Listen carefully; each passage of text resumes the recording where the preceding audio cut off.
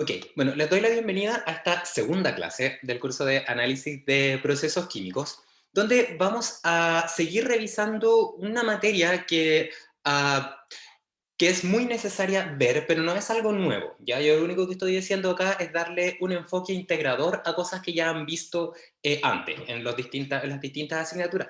Y creo que ahora vamos a andar quizás un poco más rápido que semestres anteriores, porque este curso ahora tiene como prerequisito ingeniería de reactores. Y por eso fue quizá una solicitud que yo hice, porque básicamente la mayoría de los ejemplos que vemos acá incluyen sistemas reaccionantes y por lo tanto mejor tenerlo fresco para que sea aún más provechosa esta etapa de integración. Ya de todas maneras, si no han hecho reactores o lo están haciendo, no pasa nada, ya no hay ningún problema porque básicamente los tópicos que vemos acá no se tratan de diseñar un reactor, sino más bien de aplicar ecuaciones de balance. ¿Ya? Hay balance con reacción química. Entonces, lo que vamos a ver hoy está dentro de la unidad 1, que es de modelado. Ya la primera clase fue de introducción al modelado y de una interpretación de a los grados de libertad, que recordar, la idea era relacionarlos con la capacidad de decisión que tenemos sobre los procesos. Y ahora el objetivo de esta segunda clase va a ser seguir trabajando con la unidad 1 de modelado, pero ya metiéndonos en terreno tanto en el algoritmo de modelado sistemático que yo les decía, que sí incluye un paso de análisis de grados de libertad, que lo que habíamos dicho y que lo vamos a reforzar, tiene que ver con capacidad de decisión, que nosotros y nosotras podríamos llegar a tener sobre un sistema físico real, solamente que acá ese sistema físico real lo llevamos a un conjunto de ecuaciones, ya, pero que representan una abstracción matemática de un sistema físico, y después vamos a partir revisando leyes fundamentales basales para este proceso de modelado sistemático. ¿Ya? Entonces, con esta presentación de los objetivos, vamos a partir con la primera parte que corresponde a el algoritmo de modelado. ¿Ya? Y aquí el título de esta slide dice formulación sistemática, ¿ya? Y la formulación sistemática se refiere a ciertos pasos que uno o una debiese seguir de manera sistemática para poder llegar a un conjunto de ecuaciones que, si es que luego hacemos un análisis de grados de libertad bien hecho, identificamos aquellas variables que son de decisión, conocemos sus valores, podríamos simular luego este sistema. ¿Ya? Entonces, básicamente es como la primera parte para simular, antes, de hecho, de la simulación y, por supuesto, antes incluso de la optimización. ¿Ya? Entonces, los principios que vamos a seguir para la formulación sistemática tiene que ver con, yo les decía, esta serie de pasos que es un poco iterativo. Ya no es un proceso que va hacia abajo, sino que en uno de esos pasos vamos a tener que eh, devolvernos. ¿Ya? Entonces, para tal efecto, yo les comentaba que nuestro objetivo final de este curso es analizar un proceso químico, ya su nombre de hecho lo dice. Entonces, siempre podemos pensar, y sobre todo en este curso, ya esto es un sesgo mío de mi especialidad, mi especialidad como ingeniero químico, que es la de ingeniería de procesos y sistemas, eh, yo les quizás me gustaría darles una visión de sistemas de los procesos, ¿ya? Y la visión de sistemas de los procesos básicamente es entender o interpretar mejor que los procesos se pueden resumir o se pueden abstraer hacia sistemas que transforman información, ¿ya? Imagínense que ustedes tienen una información de entrada y este sistema llamado proceso lo que hace es transformar esa información en información de salida, ¿ya? Si es que, por ejemplo, en vez de tener un proceso, esto fuera un algoritmo para calcular intereses, por ejemplo, o para identificar el riesgo de clientes, básicamente seguiría la misma lógica, ¿ya? Entonces, con esto me refiero a que este P que dice proceso no es solamente un proceso físico, sino que también puede ser un proceso informático, un proceso económico, etcétera, ¿ya? Por eso les decía, el sesgo mío es en ingeniería de procesos y sistemas, esa mezcla de las dos cosas. Entonces, si llegamos a entender esto de esta manera, sabemos entonces que esta información que ingresa a este sistema se puede entender entonces como las variables de decisión, ¿ya? Y por supuesto también se puede entender como cierta información o variables que van a quedar fijas y que van a ser, por ejemplo, variables que van a estar dadas por elementos que son externos a nuestro problema. ¿Ya? Por ejemplo, si se sabe que la materia prima es un valor fijo, ¿ya? Sabemos su valor, pero no podemos decidir sobre él, a eso me refiero. ¿Ya? Y luego de un conjunto de procesos que ocurren dentro de esta caja, procesos físicos reales, y pensamos que este es un sistema real, lo que va a pasar es que, por ejemplo, esta materia prima y las decisiones que yo tomo respecto, por ejemplo, a una temperatura y a una presión, van a dar como resultado una, una variable física que debiésemos medir para luego identificar que nuestro proceso, por ejemplo, está en regla, está cumpliendo con una determinada normativa. ¿Ya? Entonces, eso se puede entender como que la información de salida de un proceso es una información que debiese ser medible. ¿Ya? Entonces, cuando nosotros pensamos en algo que es medible, debiésemos estar pensando en un sensor, porque los sensores son aquellas cosas que miden las variables de proceso de salida. Y los sensores lo que hacen es identificar o medir o sensar, si quieren, magnitudes que tienen que ver con, quizás con leyes físicas, de hecho, o que están relacionadas, perdón, con leyes físicas. ¿Ya? Por ejemplo, si tenemos un sensor de temperatura, una termoresistencia, por ejemplo, una PT100, lo que estamos haciendo ahí es sensar una variable o una magnitud física que está relacionada con un contenido energético. Si, por ejemplo, en vez de eso tenemos un sensor de nivel, entonces estamos pensando en un sensor que tiene asociado o está midiendo una variable que está relacionada con un inventario y por lo tanto con la materia que hay dentro de un determinado volumen de control. ¿Ya? Ahora, espero que esto lo entiendan y si es que no, me lo pueden preguntar de inmediato. Pero asumiendo que es así, si es que ahora nosotros en vez de pensar que tenemos un proceso físico, le ponemos unas comillas, y esas comillas las vamos a entender ahora mismo en este dibujo como en vez de tener un proceso físico, vamos a tener un proceso modelado, o sea, una abstracción del proceso para que en vez de identificar características en un sistema experimental, las identifiquemos en un sistema matemático. ¿Y por qué quizás podríamos hacer eso? Porque básicamente los sistemas matemáticos son más fáciles de manipular que un sistema físico real, son más baratos de manipular. Y por lo tanto podemos tomar decisiones ex ante de que incluso el proceso esté construido. Entonces básicamente es una súper buena alternativa, o es una alternativa complementaria a la experimentación, el tener esta etapa de modelado matemático, el cual luego necesita ser resuelto mediante la simulación. Y esa simulación nos va a llegar a un análisis. Entonces, lo que antes era válido para un sistema físico, también lo es válido para un sistema modelado, un sistema matemático. Entonces, también tenemos variables de entrada que están divididas entre aquellas que están fijas y aquellas que podemos decidir distintos valores de ella.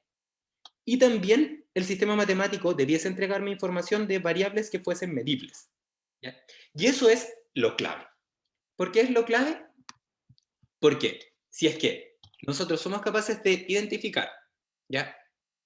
Si nosotros somos capaces de identificar cuál es la variable medible que nos permite evaluar la performance de un proceso, por ejemplo, entonces tenemos de inmediato la incógnita que quisiéramos resolver luego.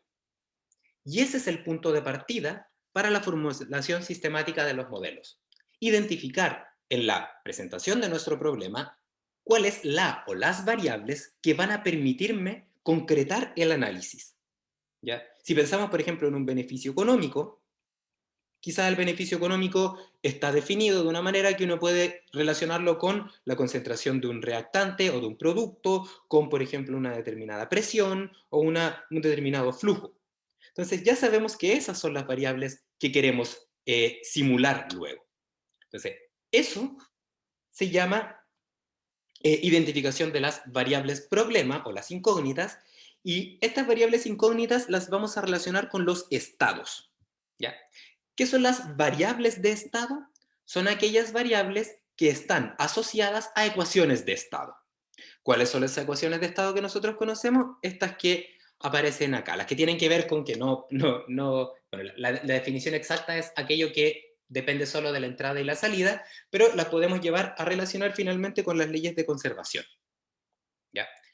Y entonces, nuestros modelos basados en los estados son las leyes de conservación. Entonces, si queremos plantear ecuaciones, la idea no es plantear ecuaciones a lo loco, sino básicamente identificar que si queremos emular el comportamiento de una temperatura, entonces vamos a relacionar la temperatura con el estado energía.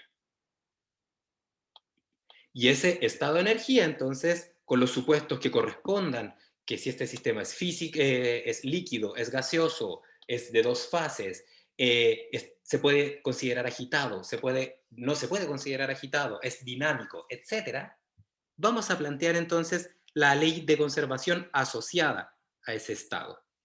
Y con eso vamos a evaluar cómo es de consistente el modelo que tenemos hasta el momento, considerando entonces si es cerrado, sobre o subdeterminado, lo que significa que debemos hacer un análisis de grados de libertad y, por supuesto, siempre tener en consideración las unidades. Y aquí lo que va a pasar seguro es que en el análisis de grados de libertad va a aparecer nuevas variables y esas nuevas variables vamos a poder identificarlas como variables de decisión, variables de estas fijas que yo les decía, o sea, variables que son de entrada, y también vamos a tener incógnitas. Porque es lógico, porque van a aparecer otras incógnitas. Si yo hago un balance de energía, va a aparecer la masa de salida, por ejemplo. ¿Qué va a ser una incógnita? El flujo de salida. Entonces, ¿qué vamos a hacer así? Aquí, de esas incógnitas, vamos a volver a repetir el ejercicio. Identificar si de esas incógnitas existen variables que se pueden relacionar con ecuaciones de conservación, plantear supuesto, plantear la ecuación y volver a hacer este análisis. Y el asunto es que acá va a llegar un punto donde la verdad es que tampoco hay tantas leyes de conservación, no son muchas las ecuaciones que podemos plantear. Y podría darse el caso que, aun cuando planteamos todas las leyes de conservación, nos podemos quedar entonces cortos y cortas de ecuaciones. Y en ese caso van a aparecer otras ecuaciones adicionales que en esta PPT aparecen como ecuaciones auxiliares. ¿Cuáles son ellas? Aquellas que me van a permitir cerrar los grados de libertad. Y que seguro la han visto con la profe Aldonza, con la profe María Paz, con el profe Gonzalo, con el profe Juan de la Fuente, que son básicamente aquellas que nos permiten, por ejemplo, definir condiciones en la interfaz, en el caso de los fenómenos de transporte, o definir condiciones que se pueden interpretar en el equilibrio, como en el caso de la termodinámica, o lo que han visto en cinética química, que nos permite entonces describir uno de los elementos de los balances, ¿ya? Entonces, por eso, todo eso se integra en esta formulación sistemática de modelos, ¿ya?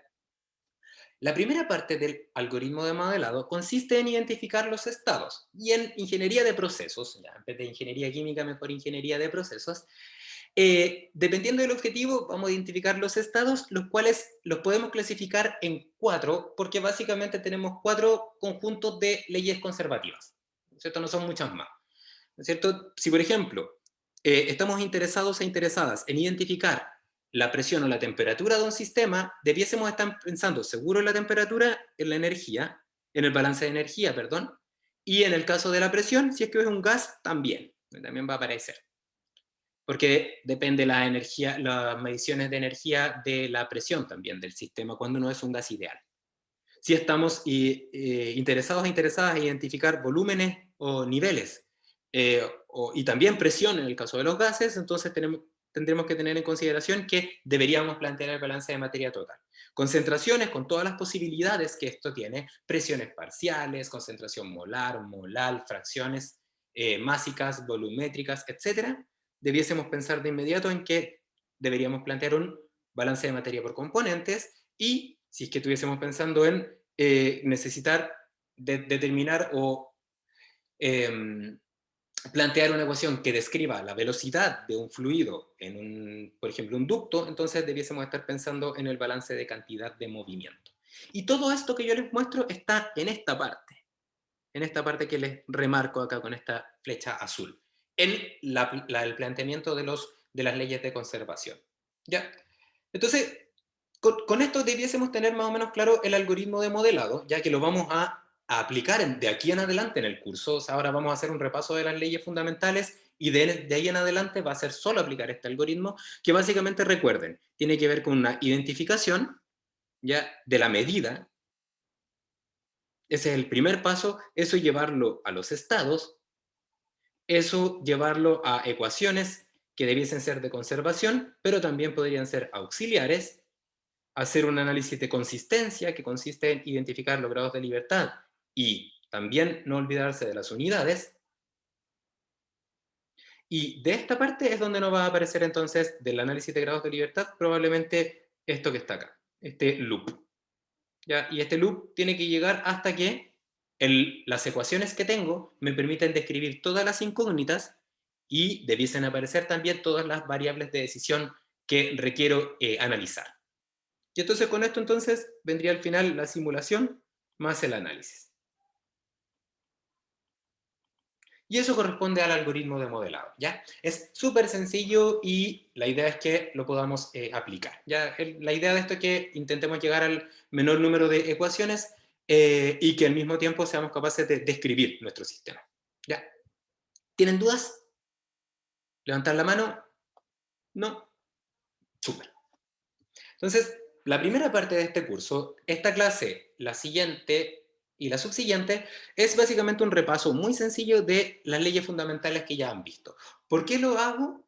Porque me di cuenta que cuando intentemos más adelante simular, puede que haya ciertas lagunas que se les haya quedado pendientes de cursos anteriores, y este es el momento para sacarlas. No porque yo sea que tenga mucha más capacidad de sus otras y otros profesores, sino más bien porque les puedo dar una mirada distinta.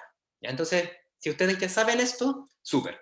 Considérenlo entonces una posibilidad de ver las cosas de una mirada distinta, y si es que no se acuerdan, también tómenlo como una alternativa eh, para poder aprender o sacar una laguna mental. ¿Ya?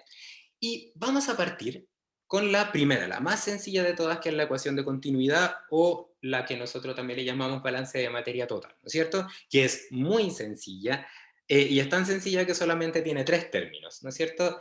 Entonces vamos a decir, siempre en un volumen de control, que vamos a tener que definir, y ahí tiene que ver entonces el supuesto.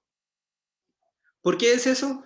Porque si el supuesto me permite identificar o hacer la analogía de nuestro sistema físico como un sistema agitado, entonces vamos a tener una forma del balance de materia total, y si es que no es agitado, o por lo tanto entonces depende del espacio, entonces ese se llama distribuido, entonces vamos a tener otra forma del balance de materia, pero de todas maneras tiene estos 3 elementos, ¿ya?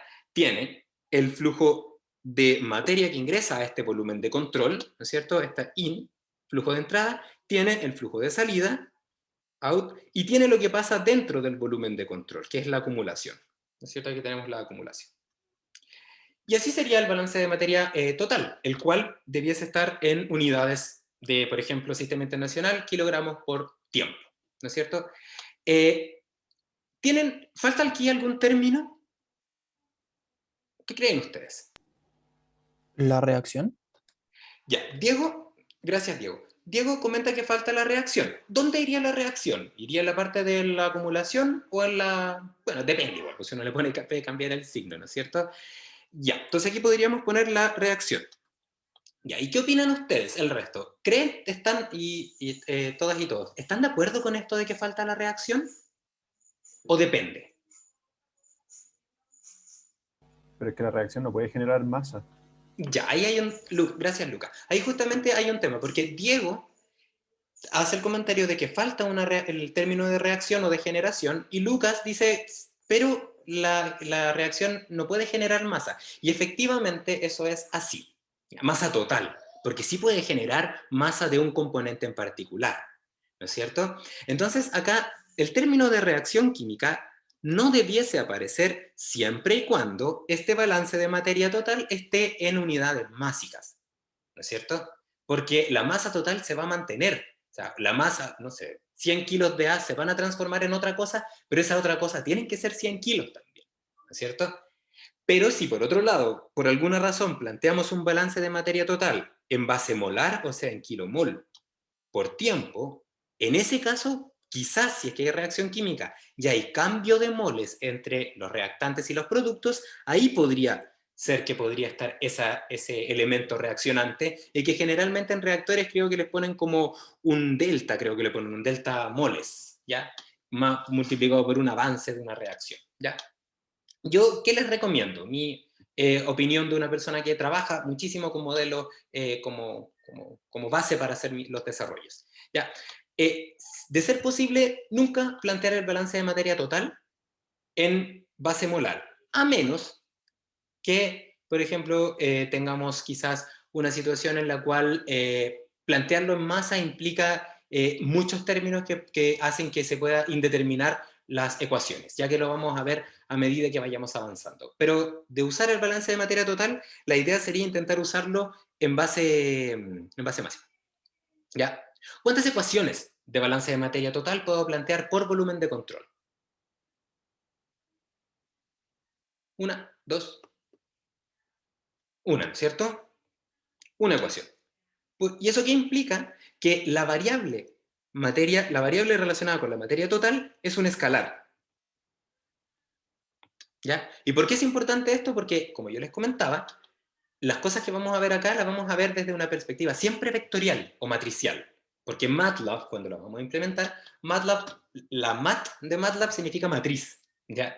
Entonces, básicamente es súper importante identificar si estamos trabajando con variables vectoriales o escalares. Y en este caso, como tengo una ecuación, esa ecuación, la única que puedo plantear, es una ecuación escalar. ¿Ya? Primer ejemplo que vamos a resolver es el de un sistema macroscópico, que podría ser el mismo ejemplo que habíamos conversado antes de la piscina que se estaba llenando, ¿no es cierto?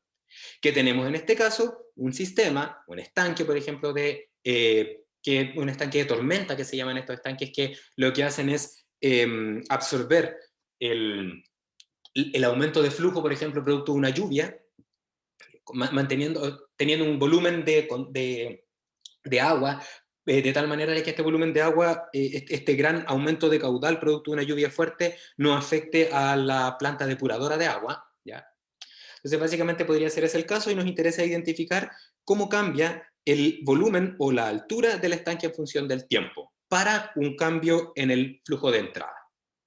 Entonces, si ese fuese el problema, estos sistemas se podría considerar con una agitación perfecta, porque básicamente tenemos un sistema que recibe agua y entrega agua, ¿ya?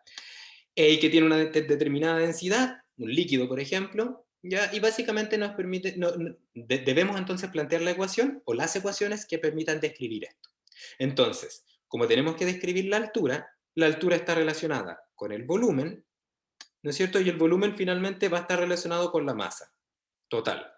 Y por lo tanto, entonces, debiésemos plantear la ecuación de continuidad, en este caso para un sistema macroscópico, porque el volumen de control podríamos identificarlo como todo eso. ¿Por qué? Porque la densidad, que es nuestro elemento, nuestra variable intensiva, relacionada con la materia total, no depende de la posición. Por lo tanto, el volumen de control puede abarcar todo el espacio. Y entonces, aplicando la ecuación simplemente que está ahí, tendríamos el flujo de materia que entra, ¿no es cierto?, que sería el F0 por el ρ0, ya que en este caso podríamos hacernos una tabla, que sería F0, y su unidad, por ejemplo, en metro cúbico por segundo, el ρ0, que sería en kilogramo por metro cúbico. ¿Y eso por qué lo hago? Para de inmediato identificar consistencia de unidades. Flujo de material que sale, ¿no es cierto?, sería entonces el flujo de salida, flujo multiplicado por la densidad, ¿ya? Y ese también entonces sería el flujo y la densidad, que están en las mismas unidades. Y entonces tendríamos el flujo de material que se acumula, y que en este caso podríamos identificarlo como la acumulación de AdT con una derivada total, porque las magnitudes no dependen de otra cosa, de otra variable independiente, más que del tiempo, ¿ya? Y aquí tendríamos entonces, por ejemplo, el volumen por la densidad, o si es que el área se mantiene constante, área por altura y por densidad, ¿no es cierto? Y ahí tendríamos entonces nuestro modelo basado en la continuidad, donde términos que son interesantes de analizar, por ejemplo ese, que les marco con otro color porque si no, no sé. Ahí. La densidad, que en este caso consideramos que es la misma. ¿Por qué? Porque tenemos un sistema, el supuesto de un sistema completamente, o sea, bien agitado, básicamente. Entonces podríamos decir que sería entonces F0 ρ0 menos F ρ es igual a la acumulación, ¿no es cierto? Si es que esta área no cambia, si es que esto es un cilindro, puede salir fuera, y entonces tendríamos el d AdT de el 1 partido por el área, aquí está, lo ponemos al otro lado, y tendríamos el H por la densidad. Si es que la densidad no cambia en función del tiempo, vamos a ponerlo bien, de rho por el h, ¿no es cierto? Si es que la densidad no cambia en el tiempo, podría salir de esta ecuación, y si es que esto es agua, y aquí estoy pensando en los supuestos, ¿ya? Entonces, podríamos entonces sacar la densidad y eliminar los términos de densidad. Finalmente me quedaría un F0 menos F partido por el área es igual a dH de t. Súper sencillo este primer ejemplo, y básicamente tiene el objetivo de ejemplificar, ¿ya? Donde aquí teníamos una tabla para analizar la consistencia de las unidades, ¿ya? Donde tenemos también la altura, que está en metro, donde estaba el tiempo, que estaba en segundos, y donde teníamos un área que estaba en metro cuadrado. Entonces tenemos todo lo que está acá, nos permite entonces ir haciendo el análisis de unidades. Y entonces con esta ecuación haríamos el análisis de grados de libertad, ¿ya? Y aquí nos daríamos cuenta de que nos va a faltar una ecuación para describir el flujo cero, y esa tendríamos que sacarla de una ecuación, en este caso de balance de fuerzas. ¿Ya? Bien, hasta acá, sencillo, más o menos. Ya. Segundo ejemplo, y ahí este ejemplo a mí me gusta mucho mostrárselos, porque este ejemplo es igual al ejemplo de la continuidad, solamente que ahora lo que tenemos es un fluido, ¿ya? Por ejemplo la misma agua, pero que pasa por una tubería, ¿ya? Y estamos interesados o interesadas en describir el flujo en función del tiempo y de la posición. Por ejemplo, ya sea la velocidad, la densidad, que la multiplicación de ellos es equivalente a una variable de flujo, ¿ya? Entonces estábamos interesados en eso.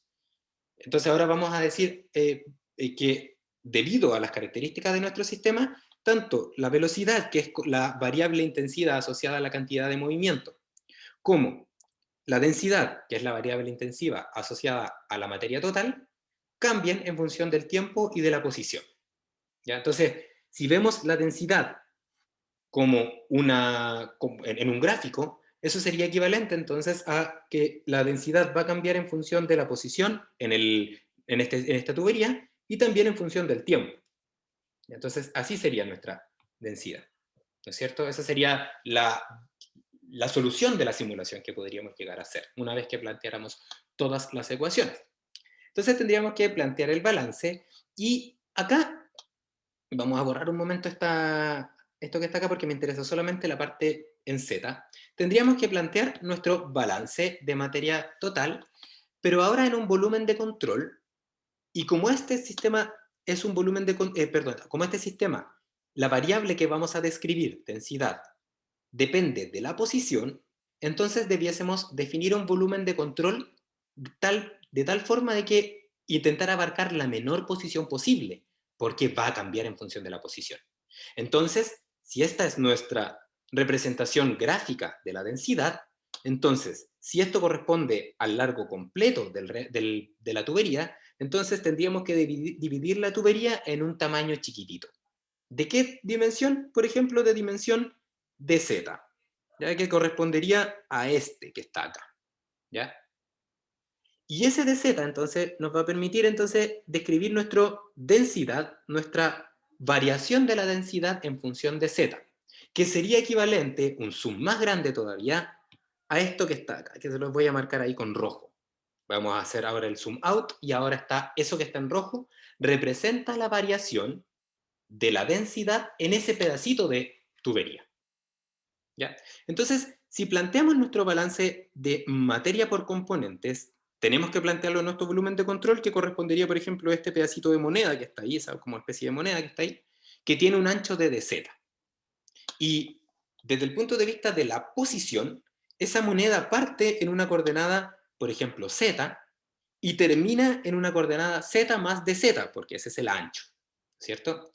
Entonces, las magnitudes asociadas al balance, que son aquellas que atraviesan el volumen de control, sería en este caso el volumen, perdón, la velocidad, ¿ya? Y la densidad en t, z, y lo que está saliendo sería el volumen, perdón, la velocidad, perdón, y la densidad en qué. ¿En qué evaluado en qué posición? ¿En z o en z más de z? Z más de Z. Súper bien, gracias. Z más de z. ¿Y en qué tiempo? ¿Qué creen ustedes? ¿En T o en T más de T? Temas de T. Ya. Gracias, Susana. Aquí le hago esta pregunta, no porque sí, sino porque efectivamente aquí, estos son los ripios que de repente nos ayudan nos ayudamos a sacar, ¿ya? Cuando nosotros pensamos en un balance, ya, vamos a tirarnos para allá, estas son las miradas distintas que les pueden servir para mejorar el entendimiento de ciertas cosas. Tenemos aquello que entra y que sale en el volumen, con respecto al volumen de control, ¿ya? Y aquí está lo que sucede dentro del volumen de control, ¿ya? Entonces, si nosotros nos fijamos primero en aquello que atraviesa el volumen de control, estamos pensando en lo que está pasando instantáneamente, ¿ya? Esto sería equivalente, la parte izquierda de la ecuación, a una foto. Sacamos una foto en un momento, ¿ya? Y como sacamos la foto en un momento, lo que vamos a ver es algo que pasa en Z y en Z más de Z, pero como es una foto, lo vamos a ver siempre en el mismo tiempo, porque es una foto de lo que atraviesa las fronteras al mismo tiempo. Pero si ahora nos fijamos en la acumulación es lo contrario, sería equivalente a mantener un punto fijo en el volumen de control e identificar qué pasa en función del tiempo, porque tiene que ver con una acumulación que sucede en el tiempo. Entonces esto sería equivalente a un video. ¿Ya? Entonces, Susana, gracias por su comentario, porque justamente me da paso a esto. Esto sería efectivamente en Z más de Z, porque es una foto, pero como estamos viendo lo que está pasando en las fronteras del volumen de control, estamos entonces dejando fija la variable tiempo, porque la variable tiempo la vamos a considerar en la acumulación. ¿Ya? Entonces, si consideráramos ambas cosas al mismo tiempo, tanto Z como T y T más de T, Z más de Z, entonces no podríamos aislar el efecto de la acumulación, porque al mismo tiempo estaríamos identificando lo que tiene que ver con lo que traspasa las fronteras del volumen de control y la acumulación, porque la acumulación mide el paso del tiempo. ¿Ya? ¿Se entiende la idea? Sí, más o menos. Súper, ahí hay un dedito para arriba. Ya, vale. Hay un dedito para arriba, gracias por el dedito para arriba.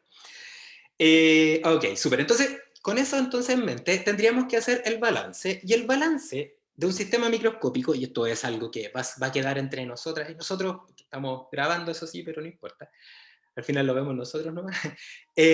Yo cuando estaba en fenómenos de transporte y tenía que plantear esto con ecuaciones, me generaba un conflicto, o sea, con ecuaciones diferenciales, me generaba un conflicto así supino, o sea, era súper difícil, para mí al menos, hacerlo, quizás para ustedes es más sencillo. Entonces, busqué una forma de explicárselo en este curso que fuese lo más sencillo posible, y se me ocurrió esta, ¿ya? O sea, se me ocurrió y también lo saqué de algunos libros, ¿ya? Entonces, pensemos primero en el material que ingresa, ¿ya? Solamente lo que pasa en Z, ¿ya? Entonces, el material que ingresa en Z sería equivalente a la masa que atraviesa el volumen de control a tiempo t en Z, ¿no es cierto?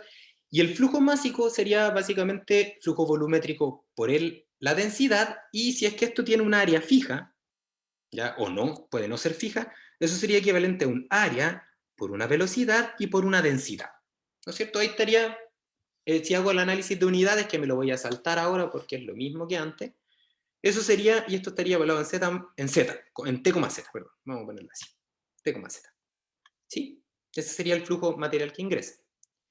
Y tenemos el flujo material que sale, lo cual, por analogía, de acuerdo a este comentario que estuvimos trabajando, sería equivalente al A por V por ρ, y acá estaría en T, Z más de Z.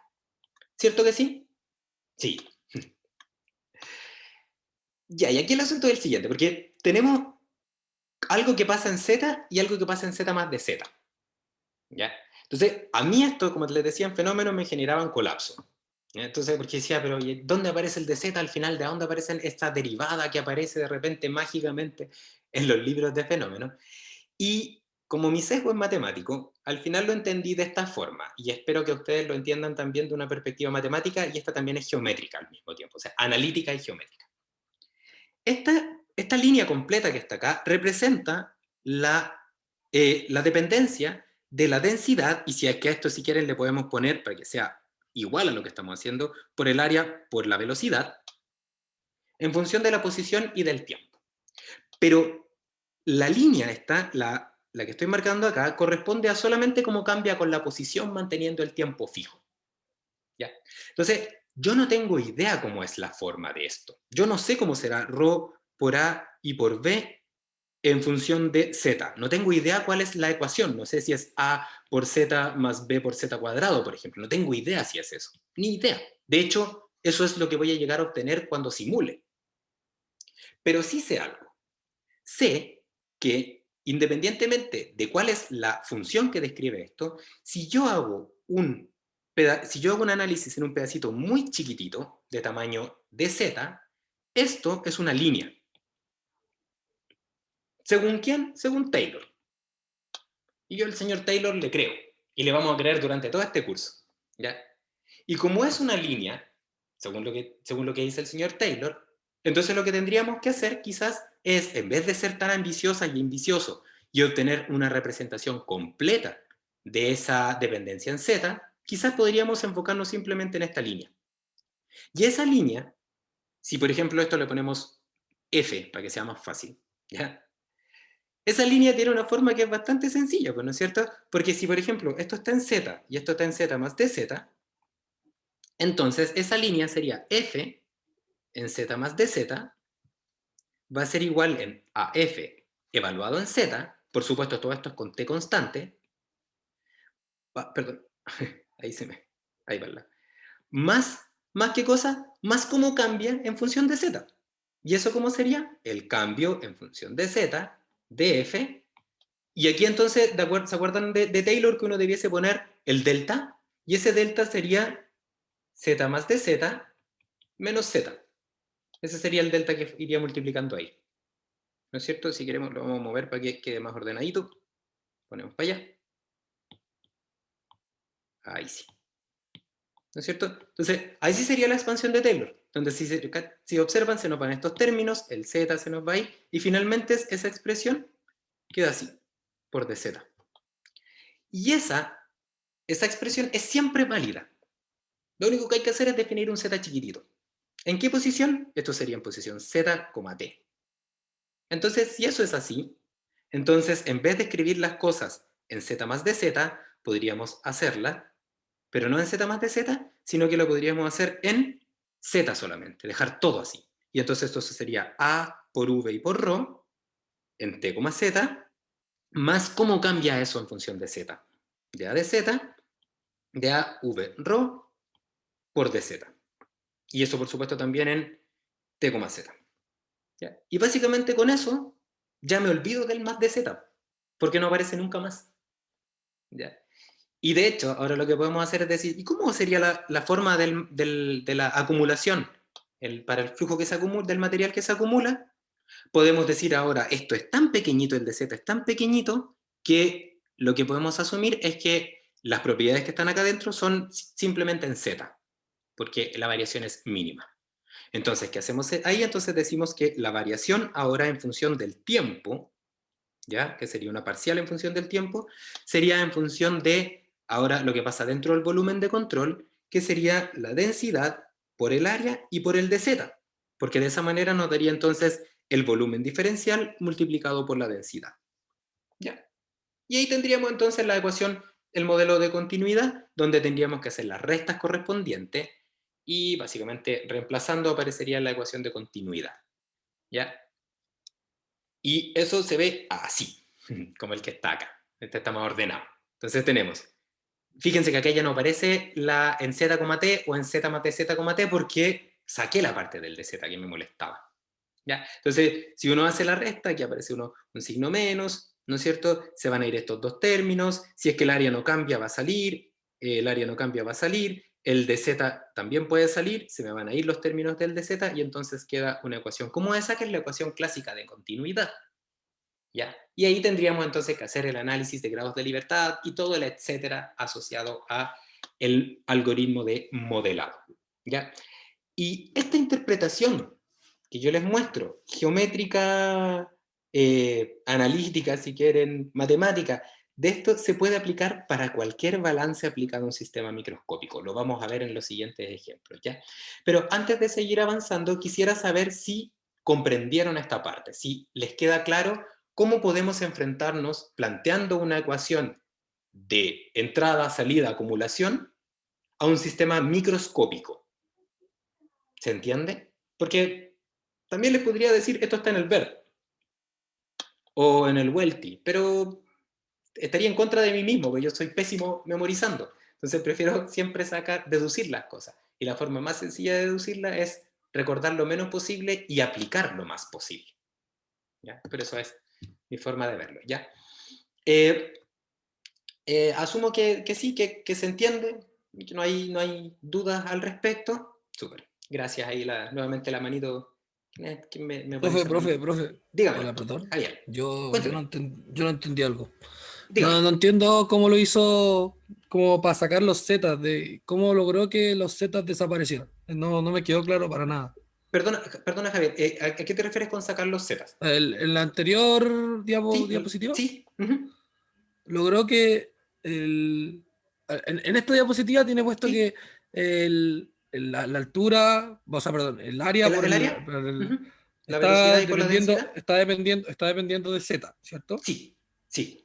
Y después en el otro ya no lo ocupa. Ya, sí, No, gracias. Gracias por su comentario. Tiene toda la razón. Comprendo. Sí depende de Z, Javier. Siempre. ¿sí? Siempre, sí. Ah, Si pasa que lo que quizás ahí, gracias por su comentario, creo que hablo muy rápido. Eh, siempre depende de Z, Javier. Gracias. Siempre depende de Z, porque de lo contrario, esa derivada se iría a cero y no se va a cero, ¿no es cierto? Ahí, si observas, ahí sigue habiendo esa derivada. ¿Ya? Entonces, sí sí. depende de Z. Es simplemente que por notación ya es trivial poner t, z, porque todo está Mm, dependiendo de t y z. Ya no hay nada evaluado en z más de z. ¿Te queda ok. claro ahí? Sí. Súper. Y Javier, aprovecho de preguntarte, ¿entiendes el cómo hacer cómo enfrentarte a este, quizás no sé si predicamento, o sea, pero cuando uno se encuentra con esta situación en la cual aparece este z más de z, y cómo eso se lleva finalmente a esta derivada? Sí, creo que Súper. eso sí lo puedo entender. Ya, perfecto. Eh, Al respecto, un comentario más, ya que quizás no me lo han preguntado y que probablemente o es porque lo comprendieron o quizás porque les va a aparecer luego. ¿Por qué en este caso aparece una derivada parcial, por ejemplo, del tiempo, voy a ponerlo bien, de a de t, y en el ejemplo anterior aparece una derivada total? ¿Ya? La respuesta a esa pregunta es porque la magnitud que estamos intentando modelar para el caso microscópico depende de z y de t, depende de dos variables independientes. Y en la ecuación aparecen derivadas respecto a ellas dos. ¿Ya? Entonces, cuando las magnitudes dependen de más de una variable independiente, recordar que la derivada tiene que ser parcial. En cambio, en el de este caso, que la altura es la que dependía del tiempo, solo depende del tiempo, no depende de la posición. Por lo tanto, aparece solamente una derivada total.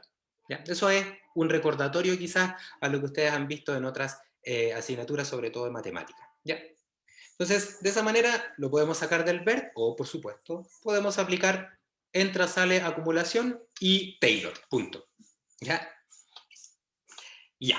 Entonces, vamos a continuar con la segunda ley fundamental que vamos a ver hoy, con el segundo repaso de ley fundamental que vamos a ver hoy, que corresponde al balance de materia, pero en este caso por componentes, ¿ya?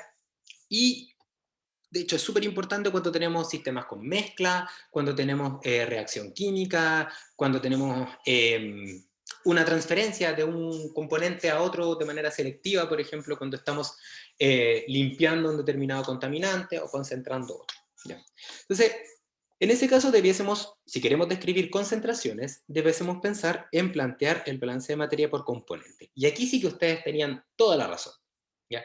En el sentido de que aparte de definir el volumen de control, de identificar lo que traspasa las fronteras del volumen de control hacia el volumen de control y lo que sale del volumen de control, que sería el in y el out, también tendríamos que considerar dentro del volumen de control tanto la acumulación, que está acá, como la transformación o generación, o básicamente podríamos decirlo reacción.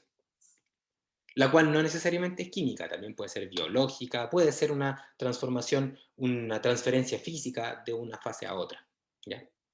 Entonces, este Rx que está acá es bien variopinto, o sea, es bien general, y aquí dice reacciones químicas, pero también podríamos tener una reacción biológica, ¿ya? Entonces, imaginémonos que en nuestro sistema, en nuestro volumen de control, tenemos dos componentes, para hacerlo sencillo. Ya tenemos el componente A, ¿ya? Y que al final, al salir del volumen de control, va a salir el componente A y el componente B producto de una reacción de este tipo. A da B, por ejemplo, una reacción de equilibrio. ¿Ya? Entonces, en este caso, si yo quisiera plantear, por ejemplo, y también tenemos un inerte, por ejemplo. Pongámonos en el caso que también tenemos un inerte, para que sea más explicativo esto. Entonces, si yo quisiera plantear balances que me permitieran describir, por ejemplo, la concentración de A, de B y del inerte, tendríamos entonces como incógnita la concentración de A, concentración de B y concentración del inerte. ¿Ya? Tendríamos entonces tres concentraciones que debiésemos describir. O, de manera genérica, NC, siendo NC el número de componentes. ¿Ya? En este caso, para el ejemplo, este serían 3. Entonces, si tenemos 3 variables por describir, tendríamos que plantear 3 ecuaciones. ¿No es cierto? Porque una ecuación me permite describir una variable.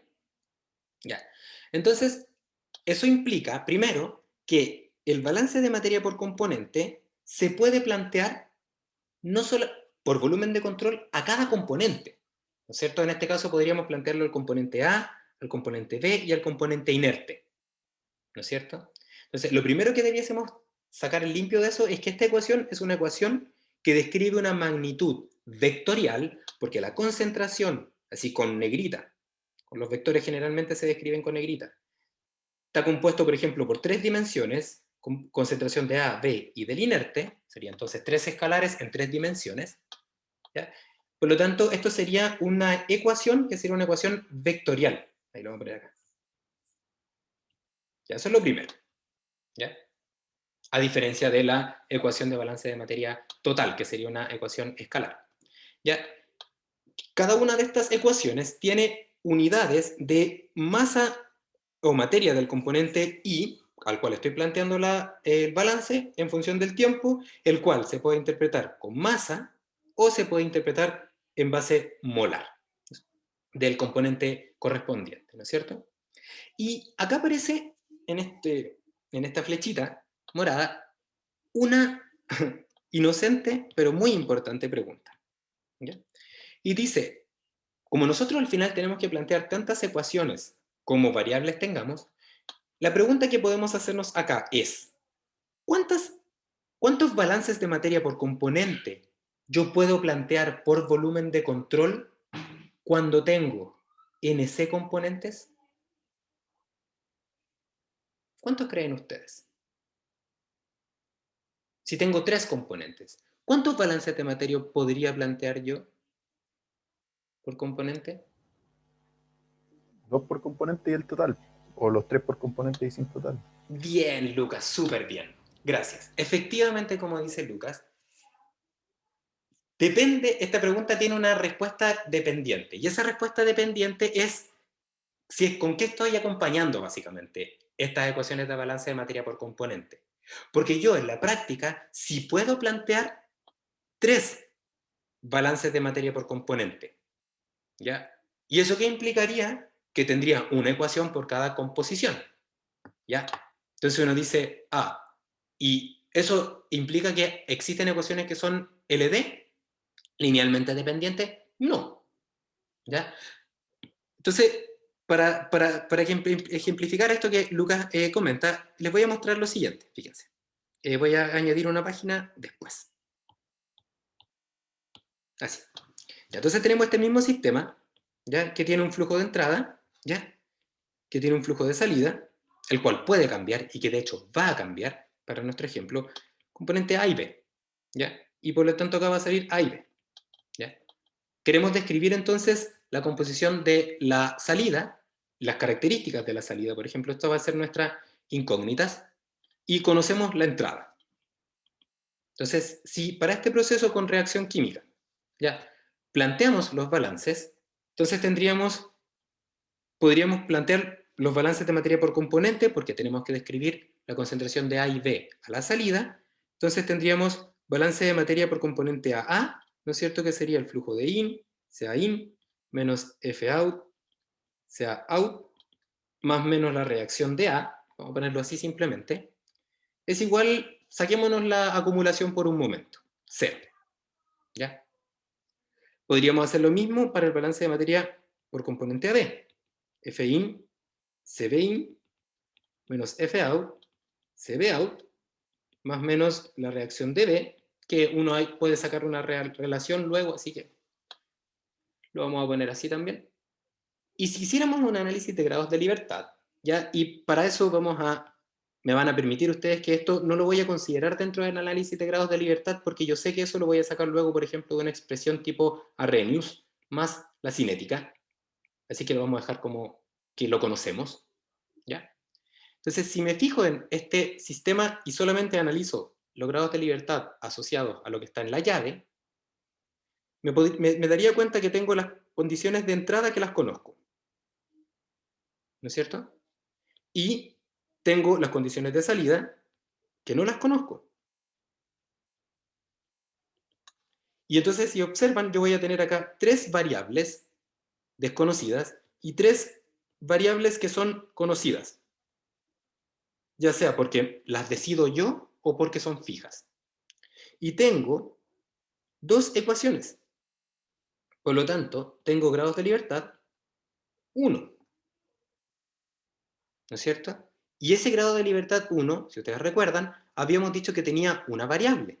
Está asociado a una variable. Entonces yo digo, estas 3 incógnitas que quedaban por describir, quedaron descritas 2 de ellas por estas 2 ecuaciones y entonces queda una por describir. Entonces podría decir, la composición de A y la composición de B quedaron descritas por la ecuación balance de materia A y B. Y por lo tanto, entonces, este único grado de libertad que nos falta sería el FA. Pero tengo un problema, porque ya planteé las 2 ecuaciones. Entonces, ¿qué hago para describir el flujo out? ¿Cómo podría describir el flujo de salida? Con el balance de materia total. Pero si yo planteo, gracias Francisca, pero si yo planteo el balance de materia total, ¿sería ese balance de materia total linealmente dependiente con esas 2 ecuaciones? No, ¿Por qué no? porque a partir del balance de materia por componentes podemos obtener el balance de materia total. Pero si fuese ese el caso, entonces serían linealmente dependientes, ¿no es cierto? Pero para eso tendríamos que plantear una ecuación que las una. ¿Por qué? Porque el balance de materia total dice lo siguiente. Flujo de entrada por la concentración total de entrada, para que me queden también en la misma base, ¿no es cierto? Flujo volumétrico por la concentración, en este caso sería la densidad, y que en masa, menos el flujo out por la composición en la densidad de la salida. Y eso va a ser igual a 0. ¿Ya? Y si lo queremos plantear en base molar, porque en este caso la reacción sería, por ejemplo, A es a D, por lo tanto no hay cambio de moles, entonces acá sería, en vez de la densidad, composición total entrada y salida. Composición total entrada y salida. ¿No es cierto? Donde esta composición de entrada y salida es concentración de A más concentración de B a la salida. Entonces, ¿es este balance linealmente dependiente con los otros?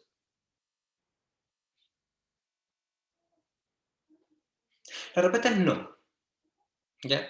¿Y por qué no? Básicamente porque yo o planteo el balance de materia total o planteo una ecuación que liga estos dos con el balance de materia total. Pero si yo no lo hago, no tendría por qué haber problema con esta unión de estas ecuaciones. ¿Ya? Por ejemplo, cuando en vez de verlo con composiciones, lo vemos con fracciones, con fracción molar de salida de A y fracción molar de B, uno podría decir, pero que están las 2 fracciones molares. ¿Puedo plantear también un balance de materia total? Sí, también lo puedo plantear. ¿Y por qué? ¿No son linealmente dependientes? No, porque para que fuera linealmente dependiente, yo tendría que plantear la ecuación que diga que las composiciones, las fracciones molares a la salida son iguales a 1. ¿Ya? Entonces, ¿cuántos balances de materia por componentes puedo plantear? Puedo plantear los 3 balances de materia por componente, o los NC balances de materia por componentes. Y además, puedo plantear un balance de materia total o una relación de fracciones o una relación de composiciones. ¿Ya? No Profe, puedo plantear todas ellas. Dígamelo, Diego. disculpe, es que no me queda muy Sí, claro por qué son mira, linealmente independientes entre sí. lo vamos a hacer más sencillo aún con este. Mira, te voy a mostrar un ejemplo sin reacción química que es aún más fácil después. Que es un ejemplo de mezcla. El ejemplo de mezcla es muy sencillo. Tenemos así. ¿Qué tenemos acá? Vamos a tener flujo de A, flujo de B, y aquí vamos a tener un flujo de salida, ya que va a tener composición de A y composición de B. ¿Ya? Simplemente una mezcla para sacarnos la parte de reacción química. ¿Ya? Entonces, si yo requiero conocer la composición de A y de B, y también el flujo de salida, entonces uno piensa de inmediato que tendría que plantear, por ejemplo, un balance de materia, vamos a poner acá que esto es flujo másico, ya para que sea todo en masa, no tener que meter densidades, para que sea más fácil la explicación. Entonces, si tengo que plantear el balance, si quiero describir la fracción másica de A, entonces yo tendría que poner acá el balance de materia por componente A, el cual sería el flujo de A, ¿no es cierto?, menos F por XA es igual a 0, ¿no es cierto? Y ahí tendríamos balance de materia A. Luego podría ser lo mismo por el balance de materia AB, y tendría el flujo de B menos F multiplicado por XB. ¿Ya? Si yo hago un análisis de grados de libertad acá, ¿ya? Las variables serían flujo de A, flujo de B, flujo total de salida, XA y XB, ¿no es cierto? Como ecuaciones, tendría 2, porque plantea 2 balances. Tendría acá entonces 5 variables, 2 ecuaciones, ¿ya? Y entonces tendría acá que los grados de libertad serían 3, ¿no es cierto? ¿Qué variables son los grados de libertad? Veamos. Yo planteé los 2 balances con el objetivo de conocer XA y XB. Por lo tanto, puedo decir que estas 2 ecuaciones me permitirían describir XA y XB. Por lo tanto, las 3 ecuaciones que faltan por describir debiesen estar relacionadas con aquellas que me permitirían describir FA, FB y F. ¿Cierto? ¿Sí? Sí, sí. Ya, súper. Entonces, ¿de acá qué digo?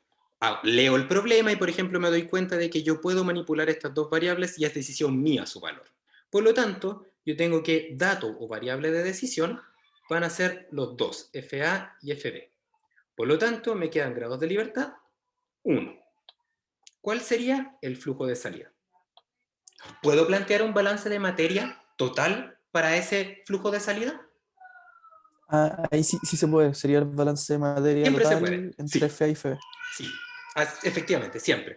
Pasa que quizás, perdonen con el ejemplo que quizás les di, que aquí tuve que sacar el arrenio y meter esto que... Más fácil con la mezcla, pero la idea siempre aplica, ¿ya? Eso es lo que quiero que les quede. Entonces acá yo tengo 2 opciones, porque sí o sí requiero una ecuación más, porque tengo una incógnita más.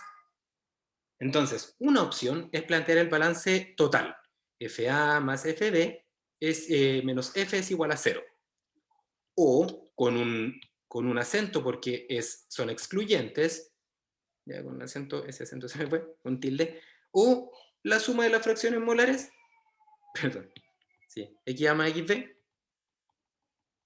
es igual a 1.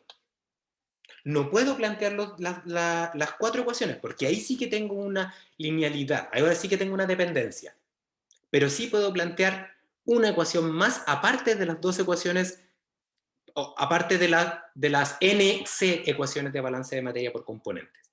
¿Ya? Entonces, en resumen, yo puedo plantear las NC ecuaciones de balance de materia por componente, puedo plantear una balance de materia total y una relación que hace que aparecen, por ejemplo, ya sea la suma de las fracciones molares igual a 1 o la suma de las concentraciones es igual a la concentración total.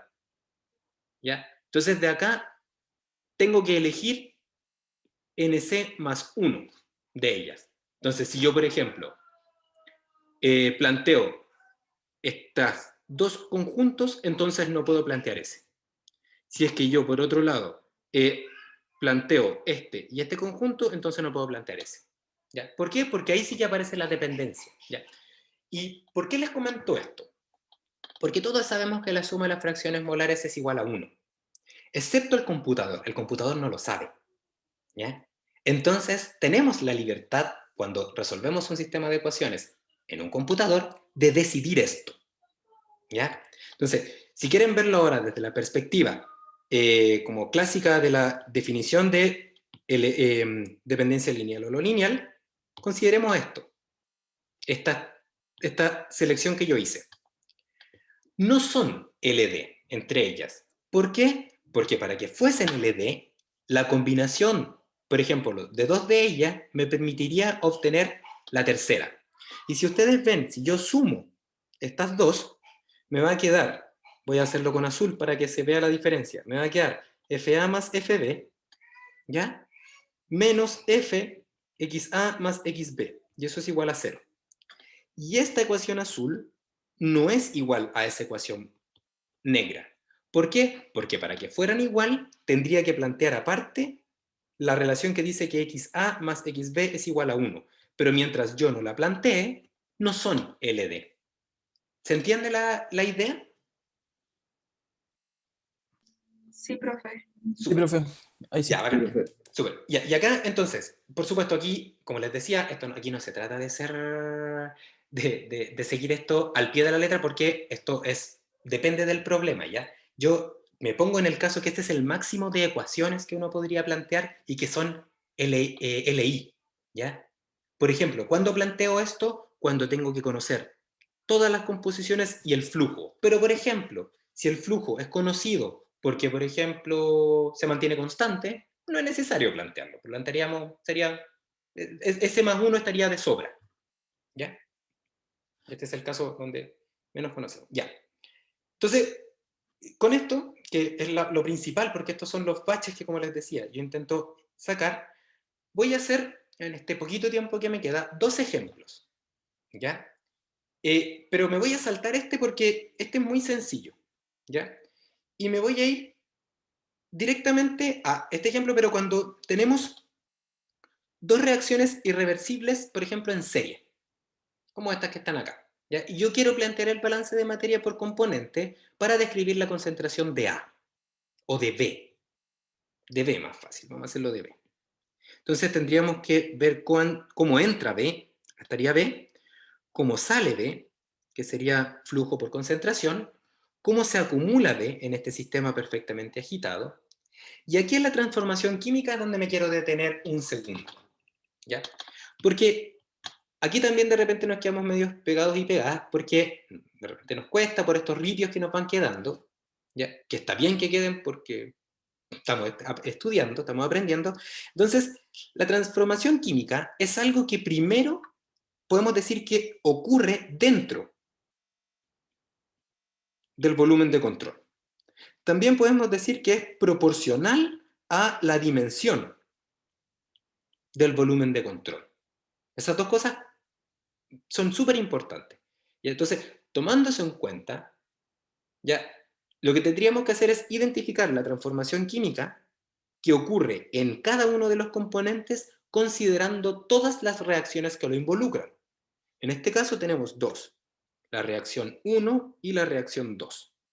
Entonces, tendríamos que decir que sería el cambio de B producto de la reacción 1, y ese cambio de B producto de la reacción 1 sería mol de B, ¿no es cierto? O kilomol de B, dependiendo, partido por lo que pasa dentro del volumen de control, y esto generalmente se expresa como una variable intensiva por metro cúbico por segundo, y lo que pasa con B por la segunda reacción química, ya que sería en unidades, también en mol de B, ahora, pero son los moles de B que cambian producto de las reacciones, ¿ya?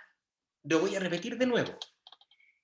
Aun cuando uno tenga la idea o le piquen las manos por relacionar esto mol de B partido por segundo con los mol de B partido por segundo de la entrada, porque tienen las mismas unidades, son cosas distintas, ¿ya? Ojo, son cosas distintas, lo voy a repetir tercera vez, son cosas distintas. Lo mismo la salida, ¿ya? Mol de B partido por segundo la salida. Esto tiene que ver con flujos. Lo que traspasa las fronteras del volumen de control tiene que ver con flujos. Pero las transformaciones no tienen que ver con flujo. ¿Por qué? Porque es lo que sucede dentro del volumen de control. Y dentro del volumen de control no hay flujos. ¿Ya? Los flujos son lo que atraviesan los volúmenes de control. Entonces, estas relaciones debiesen tener, en su forma de cómo se describen, magnitudes que aparezcan en el volumen de control. ¿Ya? Entonces aquí no va a aparecer el flujo, o no debiese aparecer el flujo. ¿Ya? ¿Qué va a aparecer? Va a aparecer aquella variable que genera la proporcionalidad de la reacción química. Entonces, este mol por segundo representa la tasa de aparición o desaparición del compuesto B producto de una reacción. ¿Ya? Entonces, ¿de qué depende eso? Generalmente de la composición. Si yo no tuviera B, difícil es que se produjera C. Si yo no tuviese A, difícil es que se transformara en B. Si yo no tuviera A, quiere decir que la concentración de A fuese 0. Entonces, esta expresión tiene que ver con la concentración de los reactantes. ¿Ya? Y en este caso, para la primera reacción química sería la concentración de A. ¿Ya? Y también tiene que ver, es proporcional a eso y es proporcional también a la posibilidad de que se junten dos moléculas, por ejemplo, para producir una determinada reacción. Y esa posibilidad generalmente tiene que ver con la temperatura. Entonces, la cinética química, descripción de la reacción, cambio de moles por la reacción química, existe una dependencia por la cantidad y por el movimiento. Y esa dependencia del movimiento generalmente es la dependencia de Arrhenius. ¿Ya? Y finalmente, la constante de proporcionalidad que necesitamos para cerrar esto es que esto está definido para un pedacito del volumen de control. Entonces, ¿qué hacemos? Multiplicamos por todo el volumen de control para que quede entonces expresado como un elemento completo, o sea, por lo que está pasando en todo el volumen de control. ¿Ya? Con esto terminamos la clase de hoy. Espero que les haya servido. Nos faltó un pedacito de estos ejemplos, ¿ya? Que es básicamente una generalización que se la voy a mostrar en la clase siguiente, ¿ya? ¿Tienen dudas respecto a esto que quieran hacerme en este ratito? Nada por ahora, profe. Ya, De momento, muchas todo bien. gracias. Perfecto, muchas gracias por su participación y por su atención y nos vemos la próxima semana. Solamente un aviso. A Ricardo, que fue el que me había dicho que no encontraba las PPT, están en las unidades, en las distintas unidades.